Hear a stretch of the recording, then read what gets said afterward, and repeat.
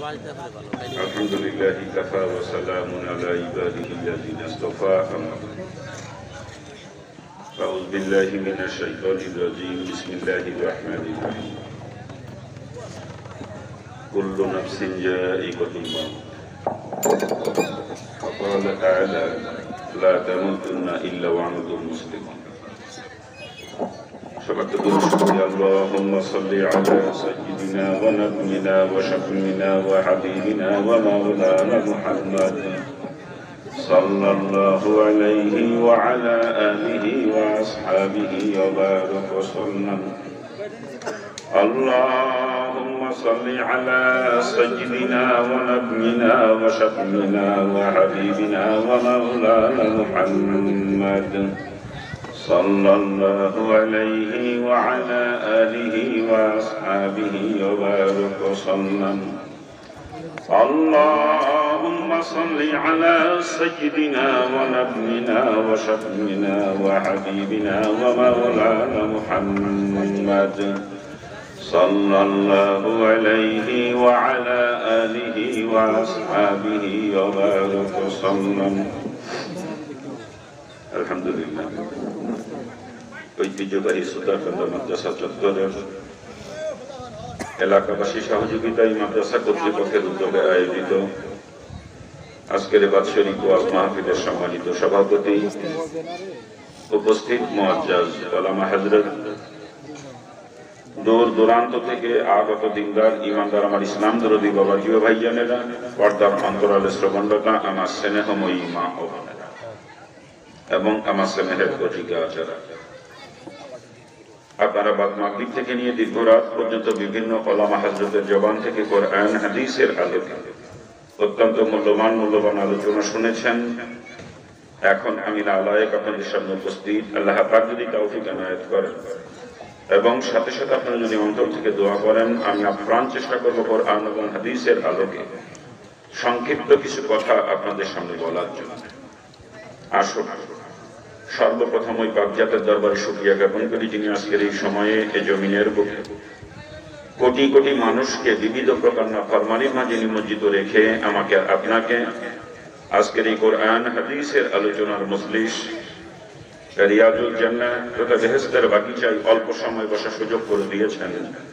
এই জন্য একটু জবান খুলে জোরে সোরে ওই পাকজাতের শুকরিয়া সকলে একবার বলি আলহামদুলিল্লাহ। আমার বাবাজিরা, এটা যে বেহেশতের বাগান, এ ব্যাপারে কোনো সন্দেহ আছে? যদি কারো সন্দেহ থাকে, কসম খোদা তার নামাজ রোজা হজ যাকাত কোন আমল তার জন্য কোনো উপকার বই আনতে পারবে না। কারণ বেহেশতের বাগান এ কথা আমি শামসুল হকের জবানের নয়, এ কথা বলেছেন এমন এক ব্যক্তি যার জবানের কোনো একটা কথা পর্যন্ত মিথ্যা হয় নাই এবং কিয়ামত পর্যন্তও হবে না। আর সেই মহামানব নবী দুজাহা সাইয়্যিদুল আম্বিয়া নবী মুহাম্মদুর রাসূলুল্লাহ সাল্লাল্লাহু আলাইহি ওয়াসাল্লাম তার পবিত্র জবান দিয়ে বলেন, যতক্ষণ দ্বীনি আলোচনা চলবে ততক্ষণে ময়দান বেহেশতের বাগান। চিৎকার দিয়ে বলেন সুবহানাল্লাহ। আর তাই বাবাজিরা আমার, রাসূলের এই কথার উপর যদি কেউ সন্দেহ করে তার ঈমানই থাকবে না। আর ঈমান যদি না থাকে নেক আমল দিয়ে কি লাভ হবে বলেন? এই জন্য আল্লাহ পাক যে আমাদেরকে বেহেশতের বাগানে বসার সুযোগ করে দিয়েছেন, এতে আমরা সকলে খুশি। তো কি বলেন? আলহামদুলিল্লাহ। আমরা বেহেশতের বাগিচায় বসার সুযোগ পেয়ে খুশি হয়েছি, তাই না? কিন্তু একটু খবর নিয়ে দেখেন, আজকের ময়দানে অনেক দূরের লোক এসে হাজির হয়েছে, ঠিক না? আবার একটু খোঁজ খবর নেন ময়দানের আশপাশ এলাকার বাড়ি ঘর গুলোতে এখনো পর্যন্ত কত হতভাগা মুসলমান ঘরে বসে বিবিকে নিয়ে কত মজার গল্প করতেছে, ঠিক না? কত হতভাগা এখনো পর্যন্ত বাড়িতে আত্মীয় স্বজন কত আনন্দ ফুর্তিতে লিপ্ত আছে, ঠিক কিনা বলেন? আবার কত কপাল পোড়া মুসলমান ঘর থেকে বের হয়ে আসছে, ঠিকই, শয়তান তাদেরকে বেহেশতের বাগিচায় বসার সুযোগ দেয় নাই। শয়তান তাদের কানে রশি লাগাইয়া রাস্তার উপরে, বাজারের ভিতরে, দোকানের সামনে দিয়ে ঘুরাইতেছে, ঠিক না? আচ্ছা বলেন, কোন মুসলমানের কানে কোরআন হাদিসের আলোচনার আওয়াজ পৌঁছায়, জান্নাতের বাগিচার খবর পৌঁছায়, এরপরেও যদি সে মুসলমান ও জান্নাতের বাগিচায় উপস্থিত হতে না পারে, তার মতো হতভাগা কপাল পোড়া এ দুনিয়ার জমিন আর কেউ থাকতে পারে? এই জন্য আমি আলোচনা শুরু করার পূর্বে যে পর্যন্ত মাইকেল লাউড স্পিকার ধ্বনি পৌঁছায়, এত অঞ্চলের প্রতিটা বালেক পুরুষ মুসলমানের দুইখানা পায়ে হাতে অনুরোধ করব, অবাক সত্যিই যদি আপনি দাবি করেন আপনি একজন মুসলমান, আমি আপনার দুইখানা পায়ে হাত অনুরোধ করছি, আর দূরে দাঁড়িয়ে বসে থাকবেন না, মেহেরবানি করে অল্প সময়ের ভিতরে বেহেশতের বাগিচায় চলে আসেন। বলা যায় না বাপরে, আজকের রাত্রি আমার আপনার জীবনের শেষ রাত্রিও হয়ে যেতে পারে। আজকের দিনের মাঝে কত লোক দুনিয়া থেকে চির বিদায় নিয়েছে তার হিসাব নাই। আর আমি আর আপনি যে রাত্রিতে বিদায় নেব না, এমন কোন গ্যারান্টি মনে হয় এখনো পর্যন্ত কারো কাছে আসে না। আসছে কোনো গ্যারান্টি বলেন? এই জন্য বাপ, মালাকুল মউত যে কখন আসবে আর আমার আপনার টুটি টিপে ধরবে, এ খবর কিন্তু দুনিয়ার কারো জানা নাই। আর অন্ধকার কবরে কিন্তু আমাকে আপনাকে একাকী থাকতে হবে। এই দুনিয়ার বাড়ি গাড়ি টাকা পয়সা ধন দৌলত আত্মীয় স্বজন বিবি বাচ্চা কেউ আপনার সঙ্গে কবরে যাবে না বাপ।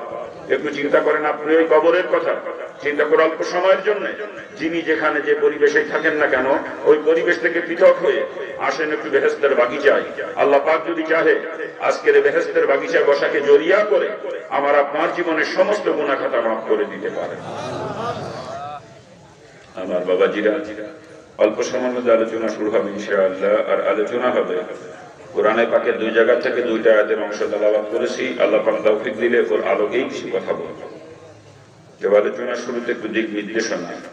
আমি সাধারণত কিচ্ছা কাহিনীর আলোচনা করি না, চেষ্টা করি সমাজের মুসলমানের প্রয়োজনীয় কিছু কথা বলার জন্য।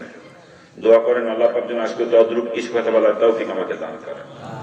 আজকে সমাজের মুসলমানের যে সমস্ত রোগ, যে সমস্ত রোগের কারণে আজকে সমাজের মুসলমান ক্রমান্বয়ে জাহান্নামের দিকে ধাবিত হচ্ছে, আমি একটু চেষ্টা করি সমস্ত রোগের ঔষধ দিয়ে মুসলমানকে ওই জাহান্নামের পথ থেকে ফিরিয়ে জান্নাতের পথ দেখানোর জন্য। আর আগে বলে রাখি, যখন যে রোগের ওষুধ আমি দেবো, রোগটা যদি আপনাদের কারো ভিতরে থাকে তার কিন্তু সহ্য করা কষ্ট হবে, একটু জ্বালাপোড়া হবে। আর এটাই স্বাভাবিক, কারণ রুগীর শরীরে যদি ঘা থাকে, রুগী ডাক্তারের কাছে গেলে ডাক্তার কিন্তু ঘার উপরে মলম লাগাবে, ঠিক না? আর মলম যখন লাগাবে তখন জ্বালাপোড়া করবে, কি বলেন? আর জ্বালাপোড়া করার কারণে রুগী যদি এরকম চিন্তা ভাবনা করে যে কি ডাক্তারে কি ওষুধ দিলে তো জ্বলে পুড়ে যায়, ওই ডাক্তারের কথা শুনবো না, ওই ওষুধ আর ব্যবহার করবো না। ওই রুগীর রোগী কোনোদিন ভালো হবে বলেন? ওকে রোগ নেই, কবরে যাওয়া লাগবে, ঠিক না? তদ্রুপ ভাবে আমিও যখন যেরকম ওষুধ দেবো, রোগটা যদি আপনাদের কারো ভিতরে থাকে তারও কিন্তু সহ্য করা কষ্ট হবে, একটু জ্বালাপোড়া করবে। আর জ্বালাপোড়া করার কারণে আপনিও যদি এরকম চিন্তা ভাবনা করেন যে কি হুজুর যে কি ওয়াজ করতে বেশি কথা কয়, এই চিন্তা করে ময়দান থেকে উঠে যদি বাড়ির দিকে হাঁটেন, বুঝতে হবে আপনার রোগ জিন্দেগিতে ভালো হবে। আর আপনি যদি রোগ নিয়ে কবরে যান, জাহান্নাম থেকে বাঁচার কোনো রাস্তা আপনার সামনে খোলা থাকবে না। আমি আগেই বলে দিচ্ছি, আমি আপনাদেরকে বেশি কথা বলবো, এমন অনেক কথা বলবো যে কথা শোনা পাঠানোর লজ্জাও পাবো। আর এই যে বেশি কথা লজ্জা দেওয়া কথা বলবো, কসম খোদারের পিছনে আমার ব্যক্তিগত কোনো স্বার্থ নেই। আমার উদ্দেশ্য যে একটু বেশি কথা বলো যদি মুসলমানের সন্তানকে জাহান্নামের পথ থেকে ফিরানো। আর আমি বলবো না বেশি কথা, কে বলবে বলেন? আমি হিন্দুর ঘরে জন্ম নিয়ে আজকে আমি ইসলাম অনুশাসন মেনে চলতে পারি, অথচ আপনাদের মতো আমি ইসলাম খুঁজে পাই না। আফসোস লাগে, হিন্দু থাকলে কোরআন হাদিস পড়েছিলাম, বলি যে ইসলাম আমি কোরআন হাদিসে পেয়েছিলাম। বর্তমান সমাজের অধিকাংশ মুসলমানের মাঝে সেই ইসলাম আমি খুঁজে পাই না। দুঃখে কলিজাটা কান্দে যে ইসলাম কোথায় আর আজকের সমাজের মুসলমান কোথায়। শুধু এই দুঃখ নিয়ে একটু বেশি কথা আপনাদেরকে বলি। আর এই জন্য যদি একটু বেশি কথা বলি, রাগ করবেন না তো? কেউ সত্যি রাগ করবেন না তো? এখন বলতেছেন না, কিন্তু যখন ঘাড়ের উপরে পড়বে তখন কিন্তু রাগ হবে। কিন্তু রাগ হইলে আমার করণীয় কিছু নাই, কারণ ব্যক্তি স্বার্থ নিয়ে কোনো কথা আমি বলি না। মুসলমানকে জাহান্নাম থেকে বাঁচানোর উদ্দেশ্যে কথা বলি, এদের কারো রাগ হয়, আমার কিচ্ছু আসবে যাবে না, ঠিক কিনা? বাবাজির একটা জিনিস চিন্তা করতে হবে, ডাক্তার রুগীকে কাটে, চেয়ে অপারেশন করে, ব্যথা দেয়, এটা কি ডাক্তার নিজের ভালোর জন্য করে নাকি রুগীর ভালোর জন্য করে বলেন তো? আপনাদের এলাকার কারোর সঙ্গে তো আমার কোনো শত্রুতা নেই, কি বলেন? কারোর সঙ্গে কোনো আত্মীয়তার বন্ধন নাই, ঠিক কিনা? অর্থের কোনো লেনদেন কারোর সঙ্গে নাই, জমির আল ঠেলা ঠেলেনি বা জমি ভাগাভাগির কোনো দ্বন্দ্ব ভাসাদু কারোর সাথে নাই, ঠিক না? এরপরও আপনাদেরকে আমি বেশি কথা বলবো, কেন বলবো? বিবেক দিয়ে চিন্তা করতে পারবো, নিজের স্বার্থে বলবো না, বা যেন আপনাদের ভালোর জন্যই বলবো। এরপরও যদি আমার কথায় কারো রাগ হয়, বুঝতে আসলে তার কপাল পড়ছে, ঠিক কিনা? জোরে বলেন। আসেন আলোচনা শুরু করতে যাচ্ছে। যারা এখনো দূরে আছেন, মেহেরবানি করে দ্রুত ময়দানে চলে আসতে হবে। বাজান, আপনি মুসলমানের সন্তান মুসলমান, আর আমি হিন্দুর বাচ্চা মুসলমান। আপনাদের মাঝে আসছি আল্লাহর দ্বীন সম্পর্কে কিছু আলোচনা করবো এই আশায়। আর এই জন্য অনুরোধ করবো, এলাকার একটা মুসলমানের সন্তানে দূরে থাকবে না। যদি কোনো মুসলমানের সন্তানের কানে আমার মাইকের আওয়াজ পৌঁছায়, আমি আবারও আপনার পায়ে হাতে অনুরোধ করছি, মেহেরবানি করে ময়দানে চলে আসতে হবে। আর যদি কেউ বলে যে আমি মুসলমানের সন্তান না, তার না আসলেও চলবে, কথা ঠিক না? কিন্তু কোন মুসলমানের সন্তান দূরে থাকতে পারবে না, কারণ কোরআন হাদিসের আলোচনার আওয়াজ কানে পৌঁছানোর পরে মুসলমান কখনো দূরে থাকতে পারে না, ঠিক না? হ্যাঁ, অনেক সময় আমার নাম শোনার পরে অনেক হিন্দু লোক আসেন না, যেহেতু আমি হিন্দু থেকে মুসলমান হয়েছি তাই ওনারাও জানতে চান যে আমি কেন মুসলমান হয়ে গেলাম। আজকের মাহফিলে হয়তো বা সেরকম দু চারজন হিন্দু বন্ধু আসতে পারেন না, কি বলে? আর যদি কোনো হিন্দু বন্ধুকে সে থাকেন, ওনার জন্য কিন্তু ময়দানে বসতে নিষেধ নাই, কারণ এই ময়দান সকলের জন্য উন্মুক্ত। এ কোরআনে কারিমের ময়দান। আর কোরআনে কারিম শুধু মুসলমানের জন্য নাজিল হয় নাই, কোরআনে কারিম নাজিল হয়েছে সমস্ত মানবতার মুক্তির দিশারি হিসাবে, ঠিক না?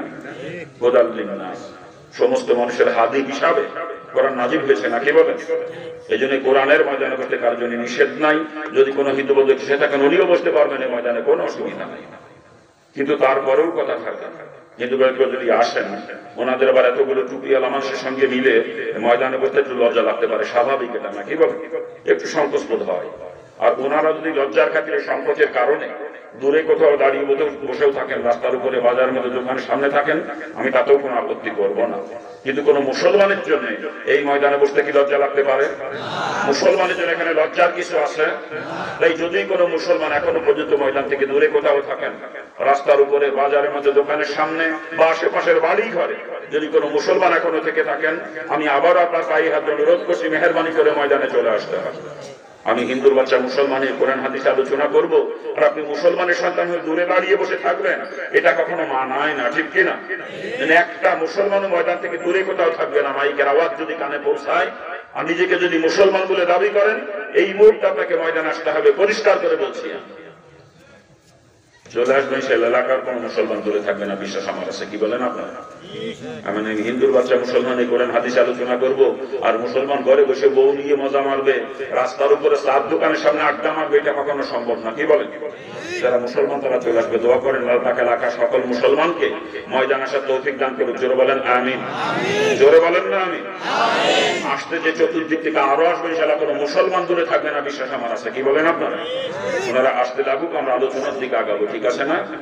আর আলোচনার শুরুতেই অনুরোধ আপনাদের সকলের কাছে, যাদের কাছে মোবাইল আছে, মোবাইল গুলো হয় বন্ধ করে রাখতে হবে, না হলে রিংটোন সাইলেন্ট করে নিতে হবে দুইটা একটা। আপনার মোবাইলে রিং আসলে ওই রিংটোনের শব্দ আপনার আশেপাশে কমপক্ষে 10 জন লোক শোনার প্রতিবেদ, আপনি গুণাগার হয়ে যাবেন। কিন্তু মোবাইল সেট করে রেকর্ডিং করতে চান, আপনাকে রিংটোন সাইলেন্ট করে নিয়ে রেকর্ডিং করতে হবে, কারণ রেকর্ডিং ভেতরে কল ঢুকে, আর তখন যদি রিংটোন বেজে ওঠে, আপনার আশেপাশের মানুষের শোনার প্রতিবেদ, আপনি গুণাগার হয়ে যাবেন। এই জন্য মোবাইল গুলো কোন অবস্থায় সকলে দেখে নিলে ভালো হয়। আমরা আশা করব কারণ মোবাইল কোন শব্দ আমাদের কানে আসবে না, কি বলেন? আশা করতে পারি তো নাকি?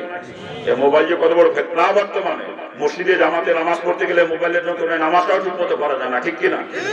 নামাজের মধ্যে কিরিং কিরিং করে বাঁচতে শুরু করে দেয়, নামাজের ধ্যান নষ্ট হয়ে যায়, কথা ঠিক না?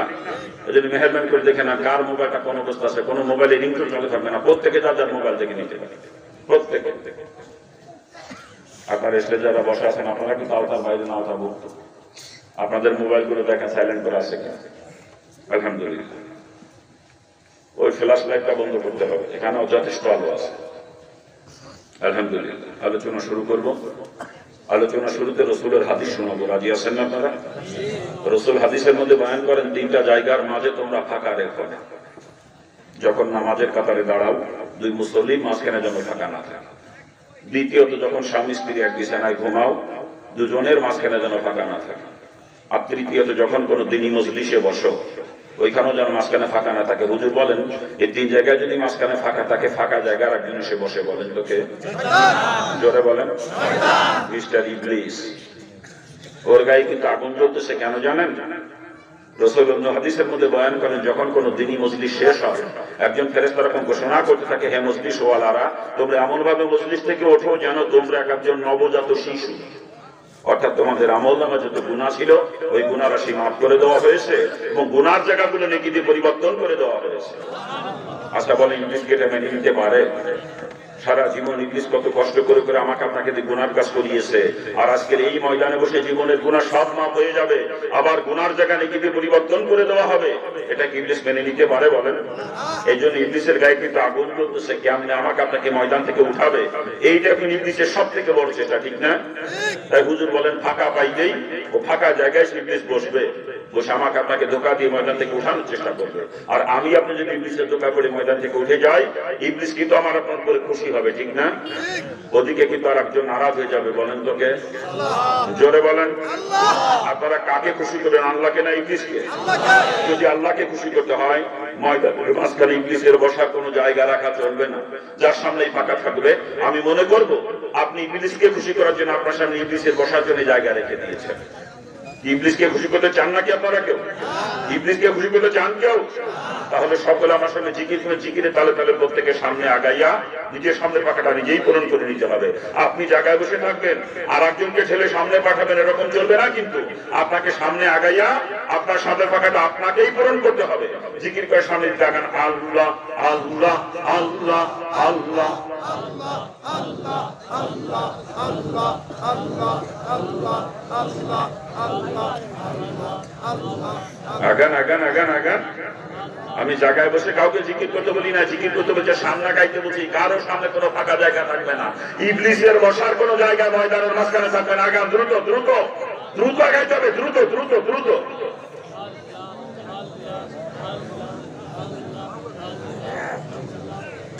আলহামদুলিল্লাহ, অনেকের সামনে এখনো ফাঁকা জায়গা থেকে নড়ে নাই।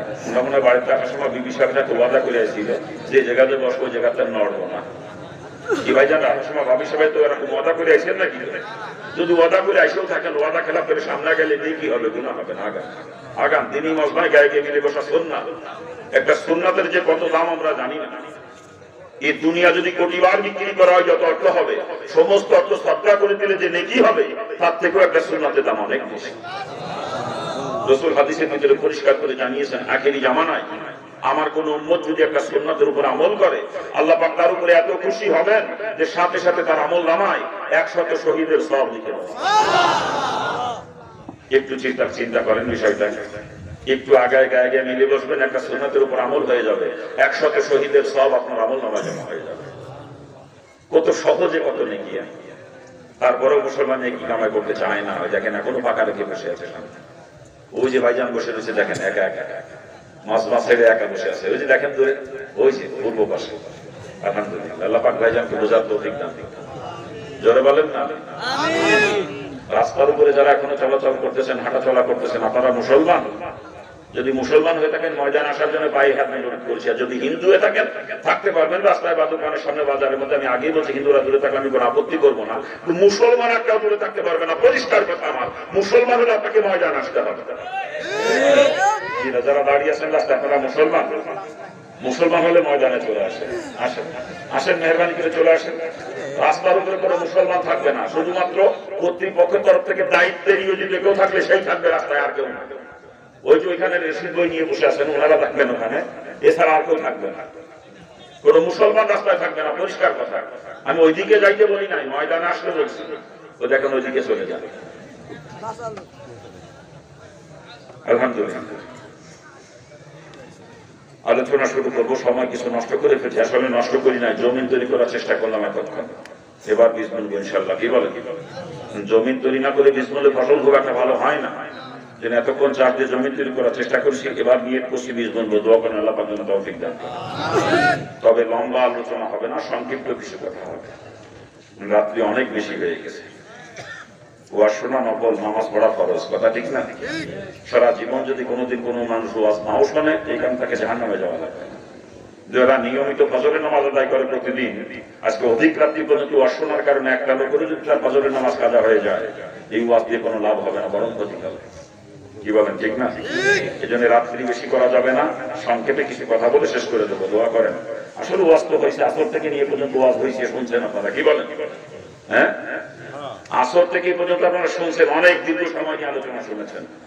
এখন শুধু দোয়া বাকি আছে, ওয়াজের বাকি নাই। ওয়াজ হয়ে গেছে অলরেডি, এখন দোয়া বাকি আছে। ওই দোয়া করার আগ দিয়ে কিছু সামান্য কথা বলে দোয়া করে দেবো ইনশাআল্লাহ, নাকি বলে? হ্যাঁ, আমি কালামে পাকের থেকে দুই জায়গা থেকে দুই আয়াতের অংশ তেলাওয়াত করছি আপনাদের সামনে। প্রথমে তেলাওয়াত করেছে, আল্লাহ পাক পরিষ্কার করে জানিয়েছেন, কুল্লু নাফসিন যায়িকাতুল মাউত, সকলকে মৃত্যু স্বাদ গ্রহণ করা লাগবে, ঠিক কিনা? মরা যে লাগবে, কোনো সন্দেহ আছে? কোরআনে পাকের 6666 খানা আয়াত, এর ভিতরে 6665 খানা আয়াত কেউ যদি কেউ অস্বীকার করে, এই এক টুকরা আয়াত অস্বীকার করার ক্ষমতা দুনিয়ার কারণে। কি বলেন ঠিক না? একজন নাস্তিকের বাচ্চা নাস্তিক বদমাইশ আমার আল্লাহকে আল্লাহ বলে মানে না, আমার রাসূলকে নবী বলে স্বীকার করে না, দ্বীন মানে না, ধর্ম মানে না, কোরআনে কারীম বিশ্বাস করে না, ওই নাস্তিক বদমাইশকে জিজ্ঞেস করেন মরা লাগবে কিনা, কি জবাব দিবে? কি জবাব দিবে? মরতে যে হবে এতে কোনো সন্দেহ নাই, মরা যখন লাগবেই, মৃত্যুর হাত থেকে যেহেতু কোনো নিস্তার নাই, আমার আল্লাহ ডাকতে পাইলা তামুতুন্না ইল্লা ওয়া আনতুম মুসলিমুন, যতক্ষণ তুমি মুসলমান না হও ততক্ষণ পর্যন্ত মৃত্যুবরণ করো না। কে বললেন? কি বললেন? মুসলমান না হয় বলে। কেন বললেন? কারণ জান্নাতে যাবে একমাত্র মুসলমান, আর কেউ কিন্তু জান্নাতে যাবে না। আমার আল্লাহ জান্নাত তৈরি করেছে শুধু মুসলমানের জন্য, আর কারোর জন্য নয়। ওখানে আর কারো অধিকার নাই, একমাত্র মুসলমানের জন্য জান্নাত। কথা ঠিক কি? জোরে বলেন।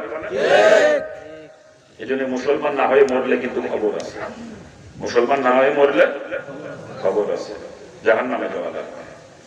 এই জন্য আল্লাহ পাক মুসলমান না হয়ে মরতে নিষেধ করে। আল্লাহ পাক কাকে মুসলমান না হয়ে মরতে নিষেধ করেছেন? না না, যে মুসলমান সে তো মুসলমানই, তার আবার মুসলমান হইতে পারে। ঈমানদারকে আল্লাহ পাক ডাক দিয়েছেন, ইয়া আইয়ুহাল্লাযীনা আমানু, এই ঈমানদারের গোষ্ঠী, ইত্তাকুল্লাহ, আমি আল্লাহকে ভয় করো, হাক্কা তুকাতিহি, ঠিক এরকম ভয় করা দরকার।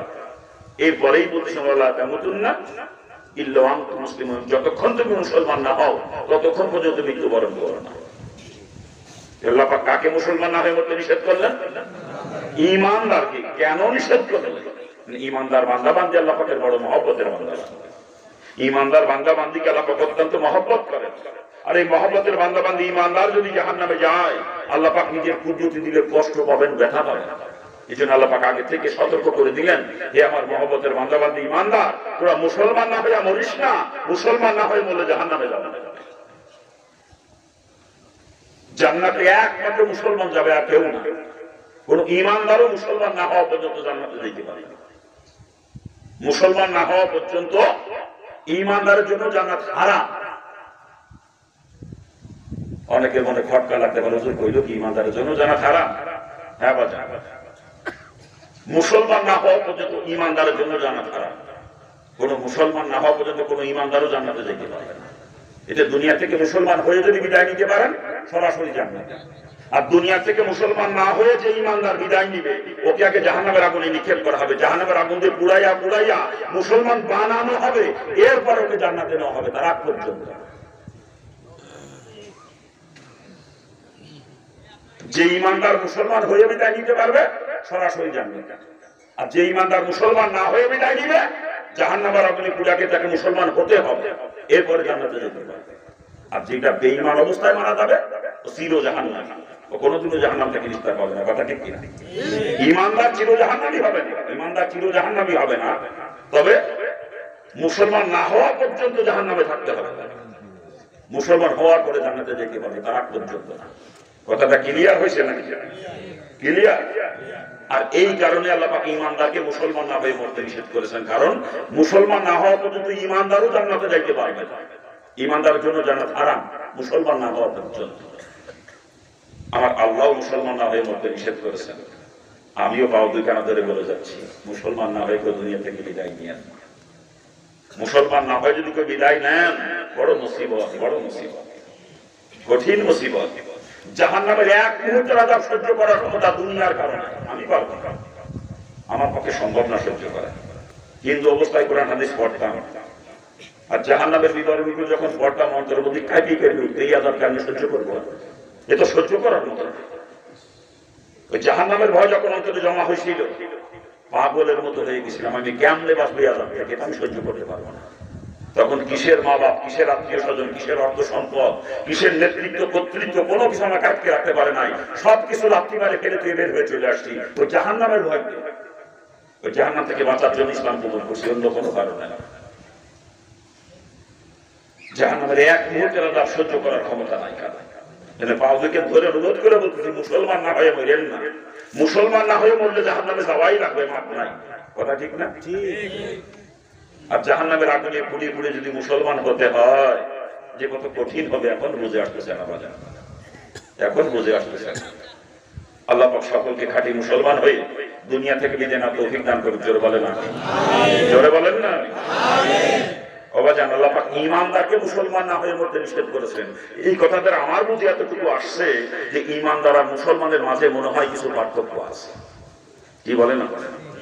যদি পার্থক্য নাই থাকবে আল্লাহ পাক কেন ঈমানদারকে মুসলমান হতে বলবেন? ঠিক না? নিশ্চয়ই পার্থক্য আছে। আর এই পার্থক্য কি? ঈমানদার কাকে বলে আর মুসলমান কাকে বলে, এ সম্পর্কে সংক্ষিপ্ত কিছু আলোচনা হবে। দোয়া করেন আল্লাহ পাক যেন তৌফিক দান করেন। ঈমানদারকে, ঈমান কি জিনিস আমার আল্লাহ কোরআনে পাকে পরিষ্কার করে জানিয়েছেন। আল্লাযীনা ইউমিনুনা বিল গায়ব, গায়বকে বিশ্বাস করা নাম হচ্ছে ঈমান। আর ঈমানের সর্বপ্রথম দাবি হচ্ছে আমানত। আল্লাহর প্রতি বিশ্বাস স্থাপন করা ঈমানের সর্বপ্রথম দাবি, ঠিক না? এই আল্লাহকে কি কয়বার দেখছেন একটু বলেন তো? দেখছেন কেউ কোনোদিন? আল্লাহ পাক নিজেই গায়েব, আর গায়েবের আল্লাহকে বিশ্বাস করা ঈমানের সর্বপ্রথম দাবি। আল্লাহকে বিশ্বাস করেন আপনারা? কি আল্লাহকে বিশ্বাস করেন? কেমন বিশ্বাস? হরিপদর মতো? হরিপদ কিন্তু বিশ্বাস করা আল্লাহ একজন আছে, যদিও আল্লাহ কয় না কয় ভগবান, কিন্তু বিশ্বাস করা একজন আছে, করে না? সাথে সাথে 33 কোটি দেবতার পূজা করে। আল্লাহ যে গুণ, আল্লাহ যে ক্ষমতা, ওইগুলো আর একজনের মধ্যে দেখে, অর্থাৎ আল্লাহর সঙ্গে শরীক করে বিধায় তাদেরকে ঈমানদার বলা হয় না, বলা হয় মুশরিক। ঠিক না? জোরে বলেন। ভালো করে বোঝার চেষ্টা করবেন। হরিপদ আল্লাহকে মানে ঠিকই, রিজিকের মালিক মনে করে লক্ষ্মীরে, ঠিক না? কি জোরে বলে? আপনারাই বলেন রিজিকের মালিক যদি লক্ষ্মী হয়ে থাকে তাহলে মুসলমান সব না খেয়ে মরার কথা ছিল। মুসলমান তো লক্ষ্মী পূজা করে না, করে নাকি আপনাদের? এই শ্রোতারকান্দা এলাকা মুসলমানরা লক্ষ্মী পূজা করে? মুসলমানদের মধ্যে কোটিপতি নাই, শিল্পপতি নাই, আবার যারা লক্ষ্মীর পূজা করে ওদের ভিতরে ভিক্ষা করে খায় এরকম লোক নাই? কি বলেন? তাহলে বুঝতে হবে লক্ষ্মী রিজিকের মালিক না। লক্ষ্মী যদি রিজিকের মালিক হতো, যে তার পূজা করে তাকে কখনো অভাবে রাখতো না, আর যে তার পূজা করে না তাকে কখনো রিজিক দিত না। ঠিক কি বলেন? ভালো করে বুঝতে হবে কথাগুলো। হরিপদ আল্লাহকে মানে ঠিকই, কিন্তু বিদ্যা বুদ্ধির মালিক মনে করে সরস্বতী। কি বলেন? আচ্ছা আপনারাই বলেন সরস্বতী যদি বিদ্যা বুদ্ধির মালিক হয়ে থাকে তো মুসলমানের সব মূর্খ থাকার কথা ছিল, মুসলমানদের লেখাপড়া হওয়ার কথা ছিল। মুসলমান সরস্বতী পূজা করে না, করে না? কি আপনার এলাকায় করে? মুসলমানদের ভিতরে বিএ পাস, এমএ পাস নাই, ডাক্তার ইঞ্জিনিয়ার নাই, উকিল ব্যারিস্টার নাই, কি মুফতি মুহাদ্দিস নাই। আবার যারা সরস্বতীর পূজা করে ওদের ভিতরে লিখতে গেলে কলম ভাগে এরকম লোক নাই। তাহলে বুঝতে হবে সরস্বতীও বিদ্যা বুদ্ধির মালিক না। কথা ঠিক না? এই জোরে বলে ভালো করে বুঝবেন। হরিপদ আল্লাহকে মানে ঠিকই, সন্তান দেওয়ার মালিক মনে করে মা ষষ্ঠীকে। হিন্দুরা ষষ্ঠী পূজা করে, জানেন তো আপনারা? কেন করে এটা অনেকেই জানে। হিন্দুরা ষষ্ঠী পূজা করে, মা ষষ্ঠী সন্তান দেওয়ার মালিক মনে করে ষষ্ঠী পূজা করে, তাকে সন্তান প্রার্থনা করে। দেখবেন কোন হিন্দু নারী যখন গর্ভবতী হয় ওরা একটা কথা বলে, মা ষষ্ঠীর কৃপা হয়েছে। কি বলে? মা ষষ্ঠীর কৃপা হয়েছে, অর্থাৎ মা ষষ্ঠী দয়া করে পেটের মধ্যে একটা সন্তান দিয়েছে। আপনারাই বলেন মা ষষ্ঠী যদি সন্তান দেওয়ার মালিক হয়ে থাকে তো মুসলমানদের সন্তান হওয়ার কথা ছিল। মুসলমান তো ষষ্ঠী পূজা করে না, করে নাকি আপনাদের? মুসলমানদের সন্তান হয় না। এমন মুসলমানের সঙ্গে এক দস্তরখানা খানা খাইছি আমি, যার 22টা সন্তান, 22 সন্তানের পিতার সাথে এক দস্তরখানা খানা খাইছি।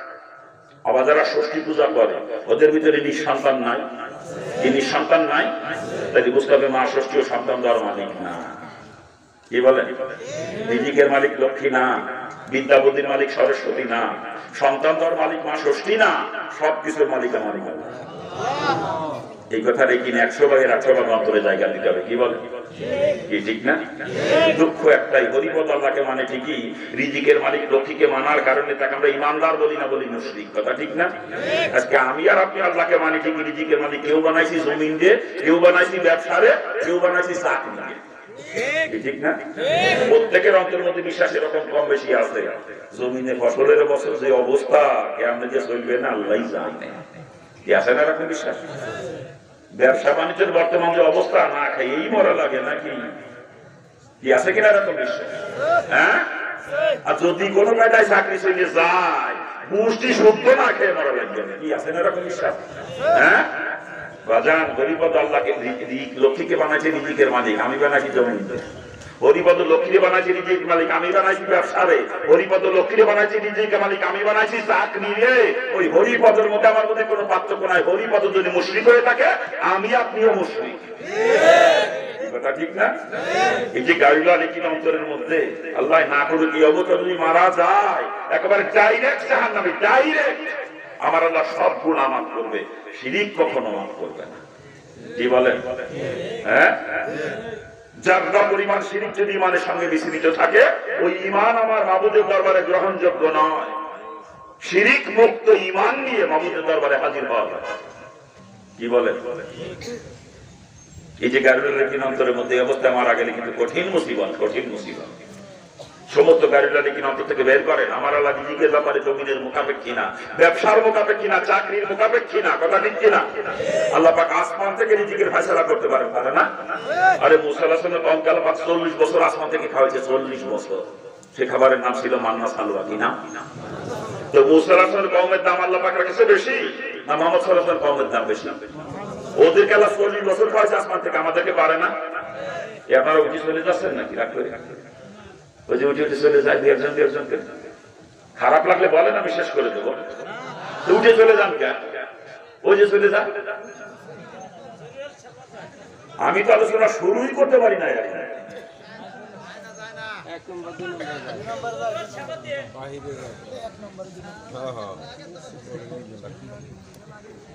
কোথায় রাখছি কথা?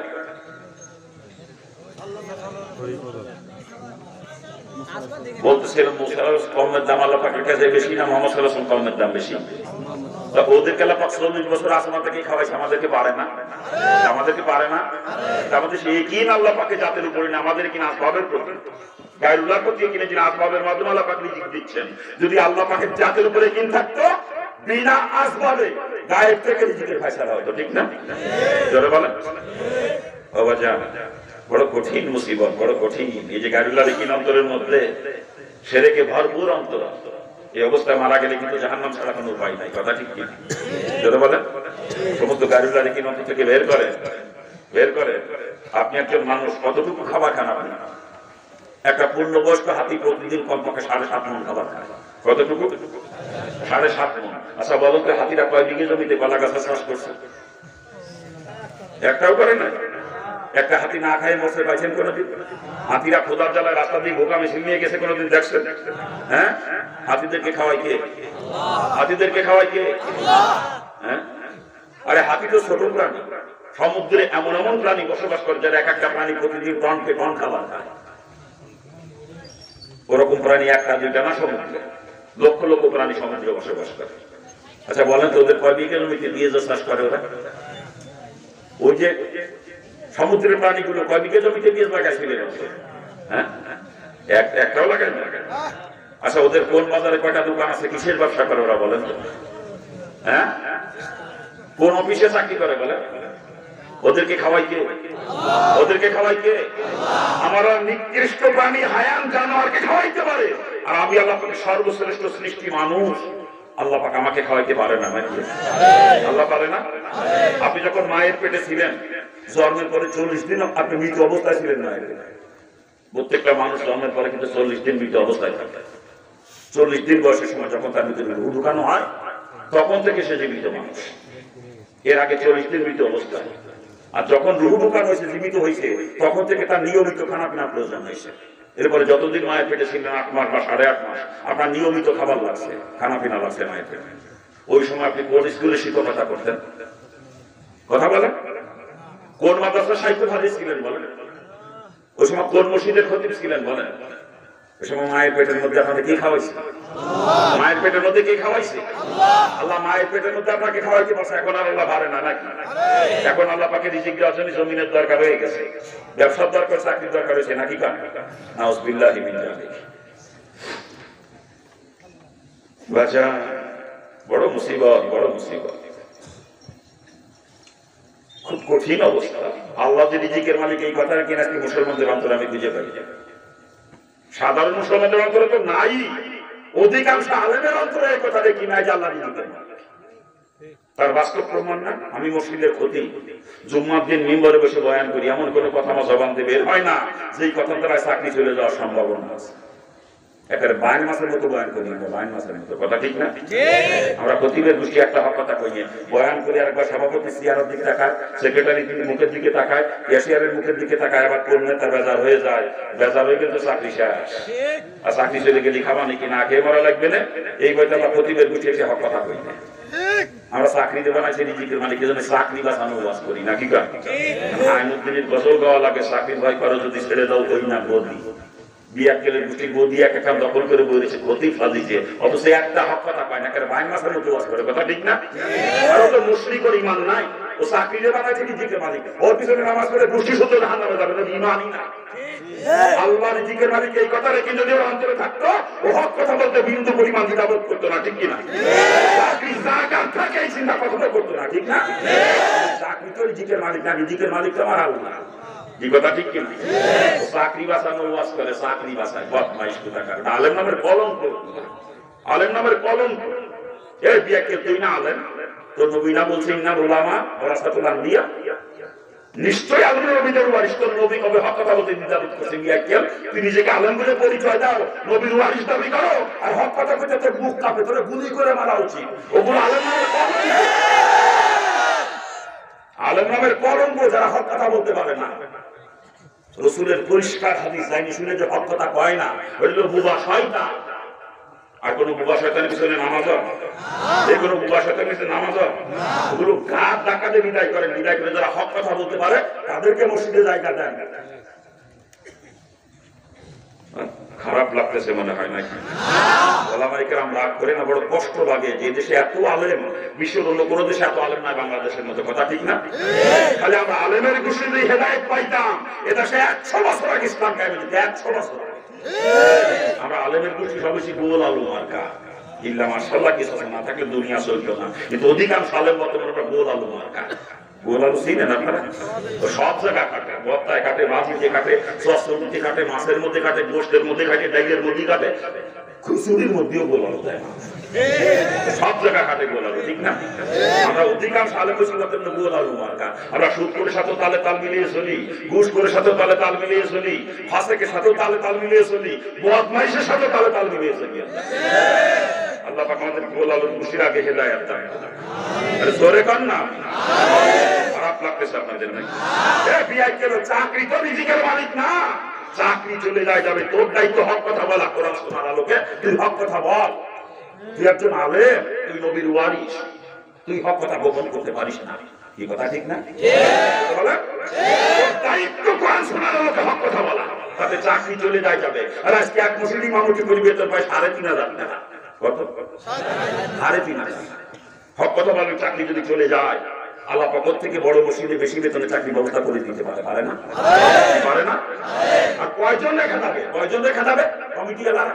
আজকে আমি ইমামতি করি, হক কথা বলে আমার খেদায় দিবি, কাল কারা কি মাম আসবে সেও যদি হক কথা বলে তারে খেদাবে খেদাক, পরশু আর কি মাম আসবে সে যদি হক কথা বলে তারে খেদাবে খেদাক। এভাবে ইমাম খেদাইতে খেদাইতে ওই কমিটির গোষ্ঠী ইমাম খুঁজে পাবে না। ওই কমিটি এলাকার বাপ মা মরে গেলে বিনা জানাজা খুঁজে দিয়ে আসা লাগে, জানাজা পড়ানোর লোক খুঁজে পাবে না, কথা ঠিক না? ওর দায়িত্ব হক কথা বলো, তুই হক কথা বল। চাকরি চলে যায় যাবে, চাকরি চলে খাওয়ায় না, রিজিকের জিম্মাদার আমার মাওলা। রিজিকের ব্যাপারে ওয়াদা করেছেন, ঠিক না? বলে ওয়াদা খেলাফ করে না, তো রিজিকের জিম্মাদার আমার মাওলা। তোর দায়িত্ব, তুই একজন আলেম, তোর দায়িত্ব হক কথা বলা, তুই বলে যা। বিয়া কেলে বুঝি হক কথা কয় না, চাকরি চলে যান, আল্লাহ মাফ করুক আমাদের, আল্লাহ মাফ করুক। খারাপ লাগতেছে আপনাদের? খালি যে খতিবের গোষ্ঠী হক কথা কয় না তা না, আমরা বক্তার গোষ্ঠীও বর্তমানে হক কথা কই না। অধিকাংশ বক্তা স্টেজে উঠে সুরসার দিয়ে একেবারে বাইন মাসের মতো ওয়াজ করে চলে যায়, একটা হক কথা কয় না, কি কথা ঠিক না? হক কথা কইলে তো বিপদ, হক কথা কইলে বিপদ না, হক কথা কইলেই বিপদ। হক কথা কইলে দাওয়াত কমে যায়, হক কথা কইলে মাহফিল বন্ধ হয়ে যায়, নাকি? আর মাহফিল যদি বলতে যায় খাবা নাকি না খেয়ে মরা লাগবে না, এই বইতে আমরা বক্তার গোষ্ঠী হক কথা কই না। আমরা বক্তার গোষ্ঠী বক্তাকে নিজে বানাইছি রিজিকের মালিক, আল্লাহ রিজিকের মালিক। এই কথাটা কিন্তু আমি বক্তার অন্তরে পয়দা হইতো, কসম খোদা আমি হক কথা বলতে দ্বিধাবোধ করতাম না, কথা ঠিক না? আমরা যে বাইন মাসের মতো ওয়াজ করি, আসলে আল্লাহ রিজিকের মালিক এই কথাটি কিনা অন্তরে নাই, এই জন্য দাওয়াত বন্ধ না হয়ে যায়, মাহফিল বন্ধ না হয়ে যায়, এই জন্য হক কথা বলি না, বাইন মাসের মতো ওয়াজ করি আমরা, নাকি? আল্লাহ পাক আমাদের বক্তার গোষ্ঠীর হেদায়েত দান করুন। জোরে কন আমিন। আরে জোরে কন না আমিন।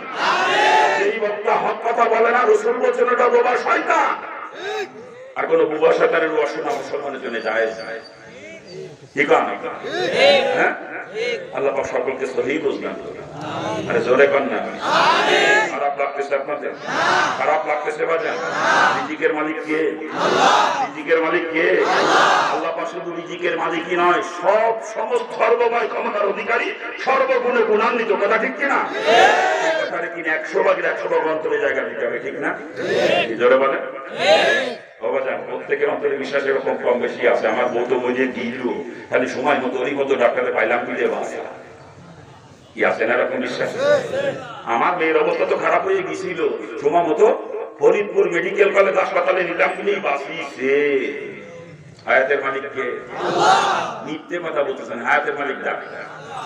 আরে মুখে কই আল্লাহ, অন্তরে ডাক্তার। কথা ঠিক না? মুখে একটা অন্তরে একটা, তারে কি কয়? মুখে একটা অন্তরে একটা, তারে কি কয়? আমরা মুনাফিকের গোষ্ঠী, মুখে কই আল্লাহ হায়াতের মালিক, আল্লাহ রিজিকের মালিক, অন্তরে নাই। আর শুধু মুখে স্বীকার করা না, ঈমান না বাজান। মুখে তো স্বীকার করতেই হবে, অন্তর অন্তঃস্থল থেকে বিশ্বাস করা লাগবে, কাজে পরিণত করে দেখাই দিতে হবে। নাম হচ্ছে ঈমান। ইকরার বিল লিসান, তাসদীক বিল জিনান, আমল বিল আরকান, তিনটা সমন্বয় হচ্ছে ঈমান। ঠিক না? আমরা শুধু মুখে স্বীকার করি আল্লাহ হায়াতের মালিক, আল্লাহ রিজিকের মালিক, অন্তরে নাই বাজান, বাজে অন্তরে নাই।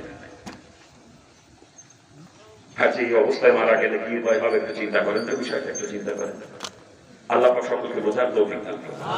জোরে করেন না আমিন। জোরে বলেন আমিন। আমার আল্লাহ সর্বময় ক্ষমতার অধিকারী, সর্বগুণে গুণান্বিত, এই কথা রেখে 100 ভাগের 100 ভাগ করে জায়গা দেওয়া লাগবে, ঠিক কিনা? আবার শুধু আল্লাহ সম্পর্কে বিশ্বাস করা ইমানের শেষ কথা নয়। গায়েবের যত খবর নবী রাসূলুল্লাহ নিয়ে আসছে, সমস্ত খবরকেই 100 ভাগের 100 ভাগ বিশ্বাস করা লাগবে, ঠিক কিনা? ফেরেশতাদেরকে কি ডাকা দেখছেন একটু কম দিন।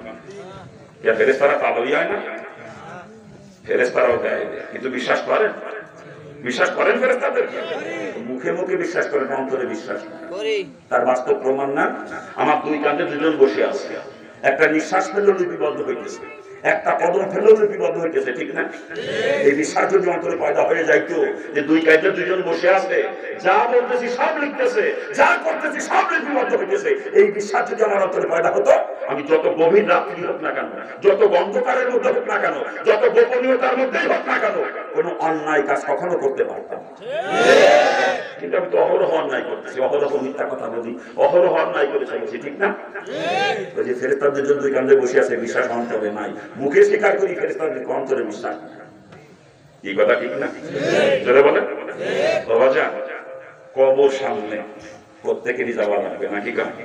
কবর কারোর জন্য জান্নাতের গর্ত, জান্নাতের টুকরা হবে, কারোর জন্য জাহান্নামের গর্ত হবে। বিশ্বাস করেন? বিশ্বাস করেন? আসলে অন্তর থেকে বিশ্বাস নেই, মুখে স্বীকার করি।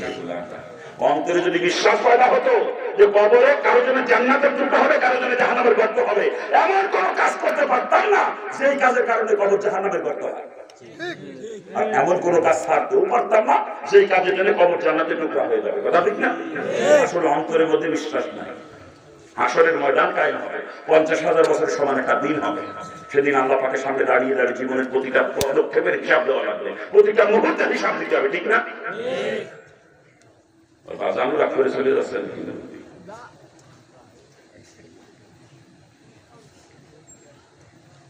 ইমানি রোগের ট্রিটমেন্ট একটু দেওয়ার চেষ্টা করছি, এরপর আমাদের রোগের ট্রিটমেন্ট হবে ইনশাআল্লাহ। কি বলেন? হ্যাঁ, ইমানি রোগের ট্রিটমেন্ট দেওয়ার চেষ্টা করতেছি। ইমান যদি না থাকে আমলের তো কোনো মূল্য নাই, আছে না? আমলের কোনো মূল্য আছে? খাইলো তলি নাই, মাছ ধরে ধরে খাইলের মধ্যে তুইছে, তলি নাই খাইলে মাছ তো সবগুলোই থাকবে, নাকি? হ্যাঁ, কি থাকবে না? তাছাড়া কি ইমানই নাই, ওর আমল দিয়ে হবে। আর আমল দিয়ে কি হবে? ও তলিবিহীন খাইলেও আগে ইমানের উপরে ট্রিটমেন্ট দেওয়ার চেষ্টা করতেছি, এরপর আমাদের উপরে ট্রিটমেন্ট হবে ইনশাআল্লাহ। কি বলেন? কোথায় রাখছি কথা? হাসরের ময়দান আল্লাহ পাকের সামনে দাঁড়িয়ে জীবনের প্রতিটা মুহূর্তের হিসাব মিলাই দেবে। কথা ঠিক কিনা? এজন্য বলেন রাসূল পরিষ্কার করে জানিয়েছেন, 5টা প্রশ্নের জবাব দেওয়ার আগে একটা কদম কেউ নড়াচড়া করতে পারবে না। হাসরের ময়দানে একটা কদমও নড়তে পারবে না। 5টা প্রশ্নের 5টা নিয়ে আলোচনা করবো না, 2টা প্রশ্নের কথা একটু বলবো শুধু। একটা প্রশ্ন হবে যে সম্পদ দুনিয়াতে কামাই করেছিলে কোন পথ দিয়ে কামাই করেছিলে হিসাব দাও, বৈধ পথে না অবৈধ পথে হিসাব দেওয়া লাগবে। একটা টাকার হিসাবে কিন্তু বাদ পড়বে না, সেদিন কথা ঠিক না? আর একটা টাকা যদি কেউ অবৈধ পথে কামাই করে থাকেন, ওই এক টাকার কারণে আপনাকে জাহান্নামে যাওয়া লাগবে। আল্লাহ পাক পরিষ্কার করে জানাই দিয়েছে, যতটা পরিমাণ নাফরমানি করো ওই নাফরমানের অবস্থায় তোমাকে ভোগ করা লাগবে, ও থেকে নিস্তার পাবা না, কথা ঠিক কি বলে? একটা টাকাও অবৈধ পথে কামাই করলে জাহান্নামে যাওয়া লাগবে। এই বিশ্বাস যদি কারো অন্তরে পয়দা হয়, সে কখনো সুদ খাইতে পারে, সে ঘুষ খাইতে পারে, সে ব্যবসার মধ্যে ভেজাল দিয়ে উল্টাপাল্টা ব্যবসা করতে পারে, সে চাকরি করতে টেবিল তলে কামাই করতে পারে, সে শরীরের সম্পত্তি ফাঁকি দিয়ে খাইতে পারে, আর একজনের হক নষ্ট করতে পারে। একটা টাকার হিসাবও বাদ করবে না কিয়ামতে বলে দেখে নিয়ে। আর একটা টাকাও যদি অবৈধ পথে কামাই করেন, ওই এক টাকার কারণে আপনি জাহান্নামে যান, ওই এক টাকার কারণে। আর একটা প্রশ্ন হবে, সম্পদ ব্যয় করেছিলে কোন পথে, তারও হিসাব দাও। বৈধ পথে খরচ করেছিলে না অবৈধ পথে, তার হিসাব দাও। কি বিশ্বাস হয়? এই প্রশ্ন যে হবে কিয়ামতের দিন, বিশ্বাস করেন? রাসূল জানাই গেছেন হাদিসের মধ্যে, আমার বাপের ঘরের কথা না, রাসূল বলেন পাঁচটা প্রশ্ন হবে, তার দুইটা কথা বলতেছি। একটা, সম্পদ কামাই করেছিলে কিভাবে তার হিসাব দাও, সম্পদ খরচ করেছিলে কিভাবে তার হিসাব দাও। এই দুইটা প্রশ্নের কথা বলতেছি। একটা টাকাও যদি অবৈধ পথে খরচ করে থাকেন, ওই এক টাকার কারণে আপনি জাহান্নামে যাবেন। একটা টাকাও যদি অবৈধ পথে খরচ করেন, এক টাকা আপনাকে জাহান্নামে নিয়ে যাবে। জানতা পরিমাণে নাফরমানি করলেও তার শাস্তি ভোগ করাই লাগবে, কথা ঠিক কি? যারা বলেন ঠিক কিনা? বিশ্বাস করেন এগুলো? বিশ্বাস করেন? কাজ কলা মুখে স্বীকার করেন, অন্তরে জায়গা নাই। অন্তরে জায়গা থাকতে যে একটা টাকা অবৈধ পথে কামাই করলে আমাকে জাহান্নামে যাওয়া লাগবে, কোন মুসলমান অবৈধ পথে একটা টাকা কামাই করতে পারতো না। অন্তরে যদি বিশ্বাস পয়দা হতো যে একটা টাকা অবৈধ পথে খরচ করে জাহান্নামে যাওয়া লাগবে, কোন মুসলমান টাকা খরচ করে টেলিভিশন কিনতে পারতো না। কি কয়? কোন মুসলমান গানের চাঁদা দিতে পারতো না। কি ওয়াজ মাহফিলে চাঁদা চালি কত কথা, 3 টাকা দিতে 30 কথা কয়, কিন্তু গানের চাঁদা চালি টপ করে 558 টাকা বাইর করে দিয়ে দেয়। কি কথা ঠিক না? এই যে একটা টাকা অবৈধ পথে খরচ করে যে জাহান্নামে যাওয়া লাগবে, এই বিশ্বাস যদি কারো অন্তরে পয়দা হতো, কসম খোদা সে একটা টাকা জীবন অবৈধ পথে খরচ করতো না। এটা আমরা তো অবৈধ পথে খরচ করতেছি অবরত। বৈধ অবৈধ চিন্তা আছে তো নাই আমাদের মধ্যে। কি কথা ঠিক না? আসলে হাসরের ময়দানে যে হিসাব দেওয়া লাগবে, বিশ্বাসও অন্তরে নাই, মুখে স্বীকার করি অন্তরে নাই, কথা ঠিক না? একটা ব্রিজ পার হওয়া লাগবে, ব্রিজ। যে ব্রিজের বিবরণ রাসূল হাদিসের ভিতরে দিয়েছেন, একজন মানুষ যদি একাধারে 30,000 বছর চলতে থাকে, যত দূরে যাইতে পারবে তার থেকে লম্বা হবে ব্রিজটা। চুলের থেকেও চিকন হবে, কোরের থেকেও ধার হবে। অবাচা আমাকে যমুনা সেতুর মতো না, পদ্মা সেতু তৈরি হচ্ছে তার মতো না। আর আমরা সামান্য একটা খাল পার হইতে গেলে বাঁশ দিয়ে বা সুপারি গাছ দিয়ে সার বানায়। আপনার কাছে কি সার বানায়, সাঁকো কয় কোনটা? চার চার বাঁশ দিয়ে বা সুপারি গাছ দিয়ে সার বানায়। তো একটা না দুটো তিনটে মিলিয়ে দিতে ভালোভাবে পার হওয়া যায়, কথা ঠিক না? আর পাশে ধরনী দিয়ে দিই ধরে ধরে পার হওয়ার জন্য, ঠিক না? তারপরেও অ্যাক্সিডেন্ট ঘটে, ঘটে না? তারপর অ্যাক্সিডেন্ট হয়। শীতের রাত্রি কুয়াশা পড়ছে, প্রচন্ড কুয়াশা, ওই দরের দাও ভিজে, পাথরের দাও ভিজে পানিতে সব সব করতেছে। আমার পায়ের স্যান্ডেলের নিচে কাদাও আছে, যেই পাও রাখছি স্লিপ করে পানির মধ্যে। কি হয় না এরকম? হ্যাঁ, 3টে 4টে সুপারি গাছ দিয়ে বা বাঁশ দিয়ে চার বানাইয়ে উপরে পাশে ধরনী দিয়ে তারপরে অ্যাক্সিডেন্ট হয়। আর ওই যে ব্রিজ 30,000 বছর উপরের দিক করতে হবে, 10,000 বছর উপরের দিক করতে হবে, 10,000 বছর সমতল, আবার 10,000 বছর নিচের দিকে নামতে হবে। চুলের থেকেও চিকন হবে, খোরের থেকেও ধার হবে। ও ব্রিজের পাশে কোনো ধরনী দেওয়া নাই যে ধরে ধরে পার হবে না, এরকম কোনো ব্যবস্থা নাই। আবার জায়গাটা হবে অমাবস্যা রাত্রি থেকে বেশি অন্ধকার আচ্ছন্ন। একটু চিন্তা করেন তো বিষয়টা নিয়ে, একটু চিন্তা করেন। ওই অন্ধকার নিকশ কালো অন্ধকারের মধ্যে চুলের থেকেও চিকন, খোরের থেকেও ধার, ওই ব্রিজের উপর দিয়ে কোনো ধরনী দেওয়া নাই, ওই ব্রিজের উপর দিয়ে গাড়ি চালায় পার হওয়া লাগবে না। এটা কি কেউ নিজের ইচ্ছায় পার হতে পারবে? নিজের ইচ্ছায় কেউ পার হতে পারবে? আল্লাহ পাক যাকে কুদরতের সাহায্যে পার করবে, সে ওই ব্রিজ পার হয়ে পারে পৌঁছাবে। আর যাকে আল্লাহ পাক কুদরতের সাহায্যে পার করবে না, সেও ব্রিজ পার হতে পারবে না, কথা ঠিক না? ওই ব্রিজ পার হইতে গেলে আল্লাহ পাক কাকে কুদরতের সাহায্যে পার করবে, এটা রাসূল হাদিসের মধ্যে জানাইতেছেন। রাসূল পরিষ্কার করে জানিয়েছেন, 5 ওয়াক্ত নামাজ যে নিয়মিত আদায় করবে, আল্লাহ পাক তাকে 5টা পুরস্কার দিবে। এই 5টা পুরস্কারের মধ্যে একটা পুরস্কার আল্লাহ পাক বিজলির আকারে ওই ব্রিজ পার করে দিবে, পুলসিরাত পার করে দিবে। এই কথার বিশ্বাস যদি কারো অন্তরে পয়দা হয়, সে জীবনে নামাজ ছাড়তে পারে? 5 ওয়াক্ত নামাজের ওই ব্রিজ পার হওয়ার একমাত্র উপায় 5 ওয়াক্ত নামাজ। ওই ব্রিজ পার হওয়ার একমাত্র উপায় আল্লাহ পাকের কুদরত ছাড়া কেউ ব্রিজ পার হতে পারবে না। আর আল্লাহ পাক তাকেই কুদরতের সাহায্যে পার করবে যে নিয়মিত 5 ওয়াক্ত নামাজ আদায় করবে, ঠিক কিনা? এই বিশ্বাস যদি কারো অন্তরে পয়দা হয়, ওই ব্রিজ পার হতে গেলে নামাজ দরকার, সে কখনো নামাজ ছাড়তে পারে না। ব্রিজের উপরে জান্নাত আর নিজের নিচে হলো জাহান্নাম। যে ব্রিজ পার উপরে পৌঁছে গেল, আলহামদুলিল্লাহ সে জান্নাতে পৌঁছে গেল, সে কামিয়াব হয়ে গেল। আর যে ব্রিজ পার হতে পারবে না, সব জাহান্নামে। চিৎকার দিয়ে বলেন নাউজুবিল্লাহ। ওই জান্নাতের শান্তি, জাহান্নামের শাস্তি কেউ দেখি নাই, দেখছি সব গায়েবে, সব গায়েবে। কিন্তু এই গায়েবের যত খবর নবী রাসূলুল্লাহ নিয়ে আসছে, সমস্ত খবরকে 100 ভাগের 100 ভাগ বিশ্বাস করা লাগবে, ঠিক না? আমি চোখ দিয়ে যেটা দেখতেছি এটা ভুল হতে পারে, এটা মিথ্যা হতে পারে, কিন্তু নবী রাসূল যে খবর নিয়ে আসছে আসমান থেকে, এই খবরের প্রতি যদি যারা পরিমাণে সন্দেহ আপনার অন্তরে থাকে, আপনি বেঈমান, আপনি বেঈমান, আপনি বেঈমান। যারা পরিমাণ সন্দেহ থাকলেও আপনি বেঈমান। এই আসমানি খবরকে 100 ভাগের 100 ভাগ বিশ্বাস করা লাগবে। এর নাম হচ্ছে ঈমান। এই কথা ঠিক না? জোরে বলেন। আল্লাহ পাক সকলকে বোঝার তৌফিক দান করুন। মুরব্বিরা উঠে চলে যায় না, অল্প সময় মধ্যে দোয়া করে দেবো। আমি তো বলছি বেশি লম্বা আলোচনা করবো না। এত রাত পর্যন্ত শুনে দোয়া না করে চলে যাবেন, এটা কেমন কথা হয়? আপনার পূর্বপুরুষ যারা কবরে চলে গেছে, আপনার বাপ মা, দাদা দাদি, নানা নানি, আত্মীয় স্বজন যারা কবরে গেছে, তারা কবর থেকে কাঁসায় বুক বাঁধতে বসে আছে, আমার ছেলে, আমার নাতি আজকে দোয়া শুনতে গেছে, আমার জন্য দোয়া করবে, আল্লাহ পাক দোয়ার বদলে আমার কবর আল্লাহ মাফ করে দিবে। সে সেই আশায় বসে আছে কবরে। আপনি দোয়া করবেন, আল্লাহ পাক তার কবর আল্লাহ মাফ করবে। আর আপনি এত রাত দোয়া শোনা করে দোয়া না করে চলে যাবেন, ওই কবরবাসী হতাশ হয়ে যাবে, হতাশ হয়ে আপনার জন্য দোয়া করবে, মনে রেখে দিয়ে। এজন্য দোয়া না করে চলে যায় না। ওই কত দোয়া না করে যাইতে পারে, শেষে মুসলমান তো দোয়া না করে যায় না। কি কথা ঠিক কি? যদি হরিপদ হাত চলে যান দোয়া না করে, আর মুসলমান হলে দোয়াটা করে যায় কি? আলোচনা একটু করবো না ভাবতে? হ্যাঁ, ইমানি রোগের ট্রিটমেন্ট দেওয়ার চেষ্টা করছি এতক্ষণ, এবার আমলের রোগের কিছু ট্রিটমেন্ট হবে।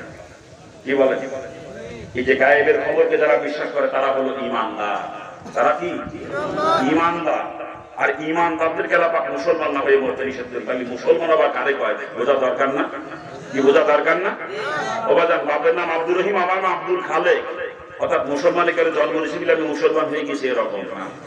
তাই যদি হওয়া যায়, একজনের বাপ ডাক্তার, বুলা কখনো মেডিকেল কলেজে বারান্দায়ও যায় নাই, সেও দাবি করতে পারতো আমার বাপ ডাক্তার, আমিও ডাক্তার। এরকম দাবি যদি করে মানবেন তার দাবি আপনারা? একজনের বাপ উকিল, বুলা ল কলেজের বারান্দা দিয়ে চলাফেরা করে নাই, সেও দাবি করতে পারতো আমার বাপ উকিল, আমিও উকিল। এরকম দাবি করলে মানা যাবে তার দাবি? ডাক্তারের পোলাকে আমরা তখনই ডাক্তার হিসেবে মানবো যখন সে নিজে মেডিকেল সায়েন্সের উপরে লেখাপড়া করবে, ডাক্তারি বিদ্যা অর্জন করবে, ঠিক কিনা? উকিলের পোলাকে তখন উকিল হিসাবে মানবো যখন সে নিজে এলএলবি কমপ্লিট করবে, ল পাস করবে, উকিলাতি বিদ্যা অর্জন করবে, ঠিক কিনা? ঠিক তদ্রূপ ভাবে মুসলমানের ঘরে জন্ম নিয়েই মুসলমান হিসেবে দাবি করা চলবে না। মুসলমান হিসাবে দাবি করতে গেলে নিজেকে মুসলমানকে অর্জন করা লাগবে, ঠিক কিনা? জোরে বলেন। যতক্ষণ আমি মুসলমানকে অর্জন করতে না পারবো, সমাজের মানুষ আমাকে ঠিকই মুসলমান বলে মানবে, বাংলাদেশ সরকারের আদমশুমারির খাতায় আমার নামটা মুসলমানের দপ্তরে ঠিকই থাকবে, কিন্তু আল্লাহ পাকের দপ্তরে আমি অতক্ষণ পর্যন্ত মুসলমান না যতক্ষণ আমি মুসলমানিকে অর্জন করতে না পারবো। কি কথা ঠিক? আবার গরু খাই জন্মের খাওয়া, এই কারণে মুসলমান হয়ে গেছি, তাও না। গরু খাইলে যদি মুসলমান হওয়া যায় তো শকুনই তো সব থেকে বড় মুসলমান। কি কথা ঠিক না? আমি আর আপনি কত মশলাপাতি দিয়ে সিদ্ধ করে রান্না করে নরম বানায় খাই, এরপরেও পেটের ভিতরে যে কত জনের কত অসুবিধা ঘটায় বলতেই না। কি করে? কারোর অ্যালার্জির সাথে, কারোর আম সাথে, কারোর গ্যাস বাড়ে, কারোর প্রেসারে খেলা দেয়, আবার কেউ কষা হয়ে যায়, নাকি কি গরু কি অসুবিধা ঘটায় না? সিদ্ধ করে রান্না করে নরম বানায় খায়, তারপরেও অসুবিধা ঘটায়। আর বেচারা শকুন কাঁচা খাইয়ে হজম করে। গরু খাইলে যদি মুসলমান হওয়া যায় তো শকুন আমার আপনার থেকে বড় মুসলমান করে। কি কথা ঠিক? আরে বর্তমানে হিন্দুরা জন্মের খাওয়া খায়, প্রকাশ্যে খায় না, গোপনে খায়। হিন্দুরা যদি গরু না খাইতো, ওটা গরুর গোস্ত কেজি 150 টাকা বিক্রি হতো না। জন্মের খাওয়া গোপনে। ওই দেখবেন কোরবানি আসার 15 দিন আগে বন্ধু বান্ধবের দাওয়াত দিতে, এই কোরবানির দিন জামানে কিন্তু রাত একটু গভীর হলে জামানে তাতে কেউ না দেয়, জন্মের খাওয়া খায়, ঠিক না? একজন মুসলমানের দাওয়াত করছেন, গরুর কত 3 পিস দেবেন, ফিরে আর 1 পিস দিতে গেলে তুমি আমি আমার আর না আদিস না পারবে না। কিন্তু হিন্দুর সামনে নিয়ে দেখেন 2.5 কেজি 3 কেজি গুটোই দেয় এক। কি কথা ঠিক না? গরু খাইলে যদি মুসলমান, তার তো ওগুলো সব মুসলমান, নাকি? কি কথা কান না কেন? হ্যাঁ, আবার সেনুর মাথা কাটছে মিলে মুসলমান হয়ে গেছে এরকম। সেনুর মাথা কাটা বোঝেন আপনারা? আরবিতে বলে সুন্নতে খতনা, বাংলা কয় মুসলমানি। আপনার এলাকায় কি কয়?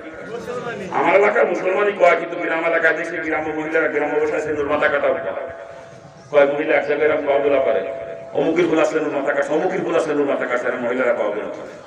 আমার কাছে শুনতে মজা লাগে, জন্য কথাটা মাঝে মাঝে কই আর কি।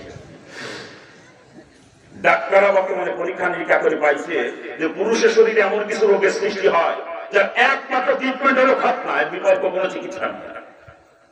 এমন কিছু রোগ আছে পুরুষের শরীরে। আর এই কারণে বর্তমান ডাক্তারদের পরামর্শ মোতাবেক অনেক হিন্দু বৌদ্ধ খ্রিস্টানরাও খতনা করাইতেছে, ঠিক না? খতনা করাইতে মুসল কাজগুলো সাধু মুসলমান, কি কথা ঠিক না? ভালো করে বুঝেন, মুসলমানের ঘরে জন্ম নিয়েই মুসলমান হওয়া যায় না, গরু খাইলেই মুসলমান হওয়া যায় না, খতনা করাইলেই মুসলমান হওয়া যায় না। মুসলমানের সাইজ একটু আলাদা। তাহলে মুসলমান কারে বোঝা দরকার না? কি বোঝা দরকার না? মুসলমান ওই ব্যক্তি ঈমান আনার পরে তার জিন্দেগি চলে রাসূলের তরিকায়, সেই হচ্ছে মুসলমান। A to Z, up to bottom, ছোটবেলা থেকে শুরু করে নিয়ে জাতিসংঘ পর্যন্ত যেখানে একজন মুসলমান অবস্থান করবে তার অবস্থান রাসূলের তরিকায় হতে হবে। আল্লাহ পাক কোরআনে পাকের মধ্যে পরিষ্কার করে জানিয়েছেন, ইসলামের মধ্যে পরিপূর্ণ রূপে দাখিল হও। তুমি জায়গায় মানবা ইসলাম, আর জায়গায় মানবা না ওই মুসলমানই আমার মাবুদের দরবারে গ্রহণযোগ্য না। এ টু জেড সর্ব সেক্টরে ইসলামের কায়দায় বা রাসূলের তরিকায় জিন্দেগি চালাইতে হবে। সাথে যদি ঈমান থাকে তবে আপনি মুসলমান।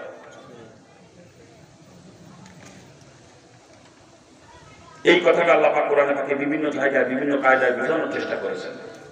ইন্নাল্লাযীনা আমানু ওয়া আমিলুস সলিহাত, এই দুইটা গুণ যার মধ্যে আছে, যার ঈমান আছে, নেক আমল করে, এদের সম্পর্কে আল্লাহ পাক খবর শোনাইছে বিভিন্ন জায়গায় বিভিন্ন রকম। এক জায়গা বলছে কানাত লাহুম জান্নাতুল ফিরদাউসি নুজুলা, আর এক জায়গা বলছে জান্নাতুল তাসনিম মিন তাহতিহাল আনহার। বিভিন্ন কায়দায় আল্লাহ পাক বোঝানোর চেষ্টা করেছেন এই কথাটা, যে দুইটা গুণ যার মধ্যে আছে, যার ঈমান আছে, নেক আমল করে, এরাই শুধু জান্নাতে যাবে, আর কেউ না। এই কথা ঠিক না? আর এই দুইটা গুণ যার মধ্যে আছে, যার ঈমান আছে, নেক আমল করে, সেই হচ্ছে মুসলমান। নেক আমল যেখানে পায় তাও তো বুঝবে না, মনে করি নামাজ পড়া নেক আমল। আর নামাজ নেক আমল যতক্ষণ হবে ততক্ষণ রাসূলের তরিকায় নামাজ হবে। আর রাসূলের তরিকার খেলাফ যদি নামাজ হয়, নামাজও না পড়বে। রোজা রাসূলের তরিকায় যতক্ষণ হবে ততক্ষণ নেক আমল হবে। রাসূলের তরিকার খেলাফ হলে রোজাও না পড়বানি, কথা ঠিক না? পক্ষান্তরে পায়খানা প্রস্রাব যদি রাসূলের তরিকায় হয়ে যায়, পায়খানা প্রস্রাব নেক আমল। এই কথা ঠিক কি? যারা বলে অর্থাৎ রাসূলের তরিকায় কাজ করার নামই হচ্ছে নেক আমল। যেটা রাসূলের তরিকায় করবো এটা নেক আমল, আর রাসূলের তরিকার খেলাফ যেটা করবো ওটার নামই হলো না করবা। আর যার ঈমান আছে নেক আমল করে, অর্থাৎ যার ঈমান আছে রাসূলের তরিকায় জিন্দেগি চলে, সেই হচ্ছে মুসলমান। আর এই শুধু মুসলমানই যাবে জান্নাতে, আর কেউ না, আর কেউ না। বাবা জান, আমি হিন্দুর বাচ্চা, ছোটকালে দেখতাম সাধু সন্ন্যাসীরা আসতো আমাদের বাড়িতে, অনেক সাধু সন্ন্যাসী ভারত থেকে, নেপাল থেকে, ভুটান থেকে আসতো অনেক সাধু সন্ন্যাসীরা আমাদের বাড়িতে। আর তারা যে কাজ কাম গুলো করতো, তাদের খানা খাওয়া, তাদের ঘুম, তাদের পায়খানা প্রস্রাব সব লক্ষ্য করতাম ছোটকালে।